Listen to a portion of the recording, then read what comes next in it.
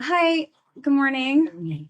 I'm so sorry. I'm super embarrassed. Yeah. I was turning around in your driveway and I accidentally hit your car. Which one? The one parked in the driveway. Do you want to maybe take a look to see if we should exchange insurance information? Oh man, I'm so sorry. So embarrassing. Sure, something. Yeah. Go ahead. You have your back. Wait in the car. Go ahead, face the car. All right, what's this? We'll talk to you in a minute. Anybody else in the house? No, my wife's at work. You can see it. You want to rest on that You're seat? gonna close the door, make sure the dogs. Yes. We'll take care of your dog. Okay. Yeah. Good line for coming out of the house. Get that guy out of the house. Do you know what? There is something really surreal about watching a man open his front door to the police, totally calm, totally unsuspecting, not knowing that his life is about to collapse. For John Gattru, that moment, the knock, the confusion, the handcuffs, were literally the end of decades spent hiding from the truth. But to understand how we got here, you have to go back to a time where the Bay Area was gripped by fear and two families began a wait for answers that would last nearly half a century. Let's go back in time to 1973. Let's go back to Stanford University, known for opportunity and innovation, but beneath the sunlit campus, there is this shadow growing. On February the 13th, 21-year-old Leslie Perlov, who is a law student, a dreamer, someone with a whole future in front of her, fails to come home. Search parties go out, and then 3 days later, her body is found in a wooded area just west of campus. Leslie had been strangled with her own scarf. The violence of the crime and the lack of answers sends absolute shockwaves through the university community. A year passes. Now we get to March 24th, 1974. Another young woman, Janet Taylor, also 21, in fact, the daughter of Stanford's former athletic director, she goes missing. Her car's found abandoned. Days later, Janet is discovered face down in the grass not far from where Leslie had been found. She too was strangled. The similarities are chilling. Both were bright, they were loved, they were young, both had incredibly promising futures ahead of them. Both were attacked near Stanford, and both families were left utterly devastated. They were forced to mourn without any actual closure because no one had been caught for the crime. Police work around the clock. The Bay Area, a place that's meant to be really safe, is now a landscape of suspicion. Parents warn their daughters not to walk alone. But despite the urgency, months turn into years, and the case eventually grows cold.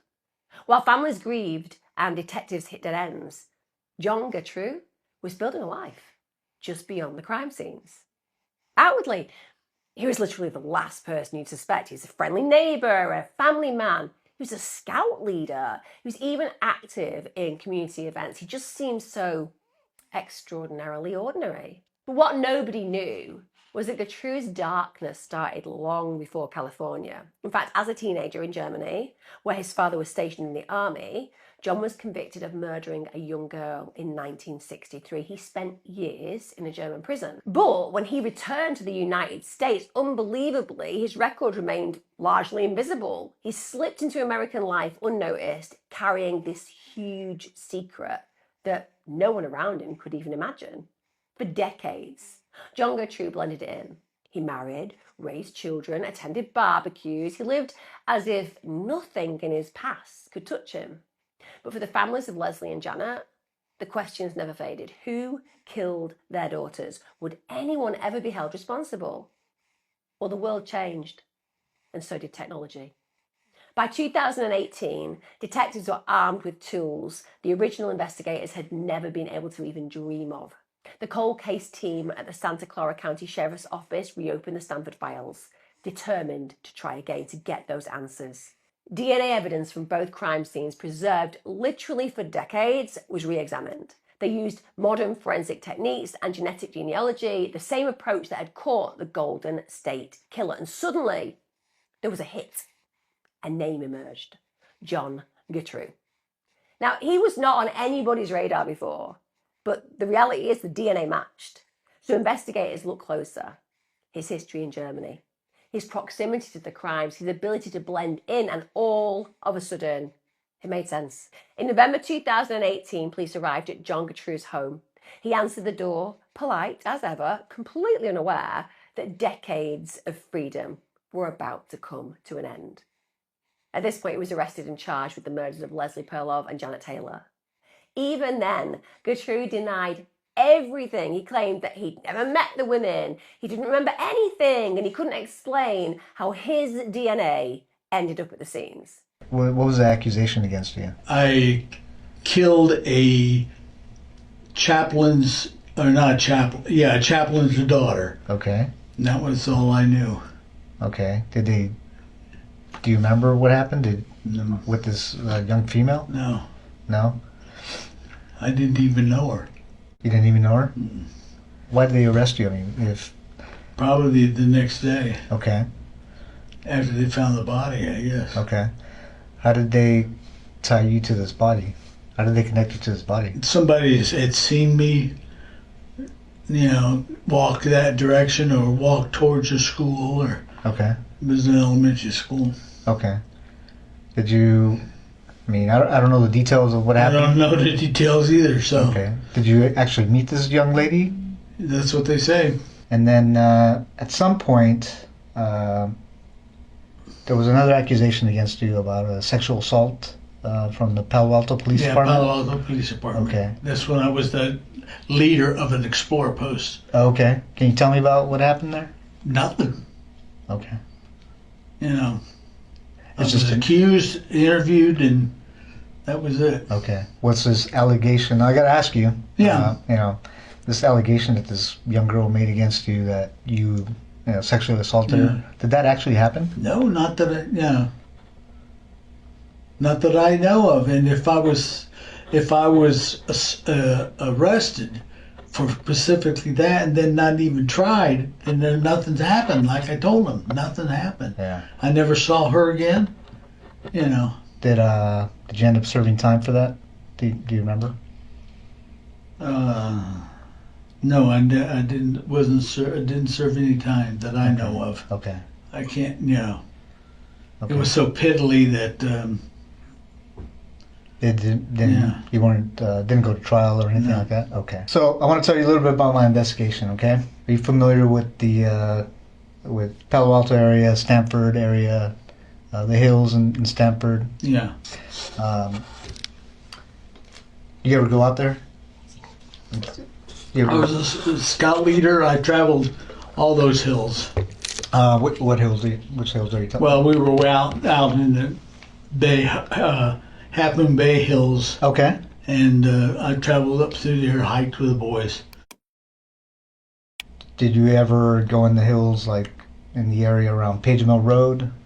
Page Mill Road, like just west of Stanford? No. No, you never went to that area? No. Okay. So I'm investigating there's a murder up there in the hills.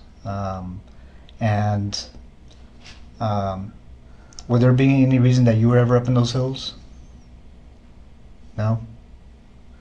No. You know her? No. Who's that? It's a young lady an investigation I'm doing, and she was murdered. Mm. Do you ever see her at all? No. She look familiar? Uh-uh. Now this young lady was obviously murdered, like I said.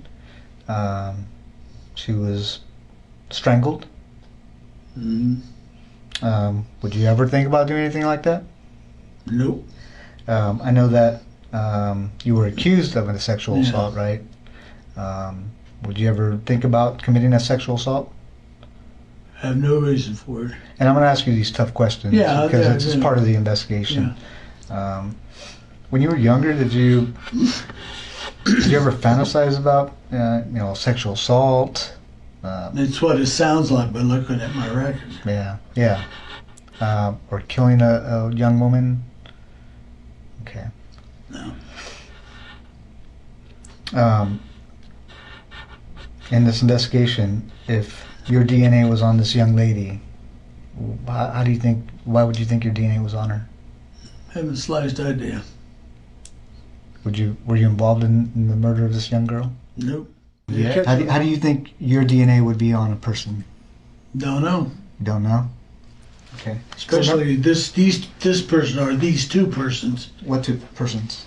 Well, that you're talking about. Yeah. The two young women. Okay. I showed you a picture of that one young lady. Yeah. No. Okay. What's the second young lady? The one up on the one up on the hill. Okay. Yeah, there's two different places you're talking about. Okay. What's one of them's up on the hill? Yeah. Okay. And then up on what hill? Well, you mentioned the hill. Yeah, you mentioned it. I mentioned the hills. Yeah. Okay. And what's the other one? Because I don't remember another one. Well, there's the two girls. It's not both the same place. Okay. I mentioned one girl up on the hill. Yeah, I mean the okay, wherever she Okay. was, wherever the second girl was. Oh, okay. Your DNA's on her. Yeah. Okay.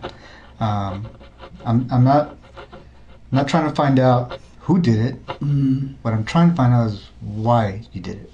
Mm-hmm. And I think you know more than you're telling me. No, I wish I knew. It's not an accident that your DNA got there. Your DNA and the type of DNA and where it is on the victim, there's no other explanation. Mm-hmm. You committed this crime. We know you committed this crime. Okay? Mm-hmm. What we don't know is why. And we're going to give you the opportunity to explain it to us. You don't have to. I thought about it, and that's all I can think of. No, Know what? no, I'm not guilty. Okay. Well, I'm telling you right now you are. Okay, fine. Okay? You had to have known this day was coming. Yeah, I know that. But why it took so damn long? So why her? I don't even know who she is. If that's the first girl or the one girl that's up on the hill or whatever, you know. What do you mean the first girl? Well, he said there's two people. There's two girls. Unless I misunderstood him. They were killed within probably an hour of each other and 2 hours of each other, or day, or who knows. Do you remember? How do you remember those details? Some of the questions he's asked me. Do you remember seeing any newspaper articles or media just- about those? Nobody, but that girl there is not the other one that he showed me. If that's the girl there with, the other picture, I doubt it. Why's that? I mean, look at the body. Mm-hmm. It could be somebody else. I don't think they're the same one. Is that why you don't recognize her? No, Because that's not the girl that you I'm killed? not questioning. I don't recognize her. I've never seen her. Do you think it was a different girl that you killed and that's not the one we're I showing didn't you? kill any girl. You didn't kill the girl in Germany? No. Well, that's total different. That's when I was 18 years old or younger. Years later, after you came back to the States, where a girl ends up dead and you say you weren't there, yet your DNA is there. Mm-hmm. What do you think the chances are of that happening? I don't know. What would you do if you were us and you were investigating this case? What would that look like to you? There's a brick wall. What do you mean there's a brick wall? Well, I mean, you found out, you couldn't find out. So, What do you mean I found out and I couldn't find oh, out? nothing. I'm just let it go. I'm. Well, you understand it's my job not Yeah. to let things like that I'm go, not, right? I'm not I have nothing to say about it. It's got to be quite a burden, John. Mm-hmm. Well, I'm going to put the questioning from here on, unless I'm represented by somebody in the courts. What do you mean? A lawyer. You'd like a lawyer? I like a lawyer. Okay. Thanks, John. Detectives pressed him, but John refused to give answers. In the face of overwhelming evidence, he just retreated. He asked for a lawyer. He stonewalled the investigators one last time.